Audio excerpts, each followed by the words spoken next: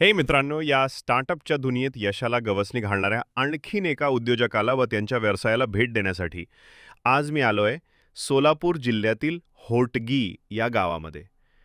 येथील एक तरुण उद्योजक म्हणजेच गणेश सोनकडे यांनी BA शिक्षण पूर्ण झाल्यानंतर नोकरी न करता गावातच राहून स्वतःचा काहीतरी व्यवसाय करायचं ठरवलं आणि सुरुवातीला 5 म्हशी घेऊन दुग्ध व्यवसायाला सुरुवात केली.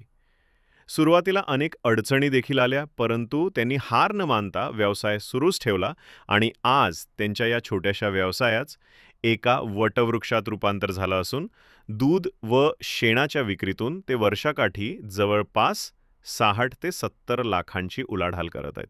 सर्वात महत्त्वाचं म्हणजे त्यांच्या डेअरी फार्मवर 80 पेक्षा जास्त म्हशी असून दिवसाला 500 लिटर दुधाची निर्मिती होते. एवढंच नाही, तर त्यांचा हा संपूर्ण फार्म अत्याधुनिक पद्धतीने चालवला जातो. तसेच ते टॉप क्वालिटीच्या मुर्रा मशीनची खरेदी विक्रीसुद्धा करतात.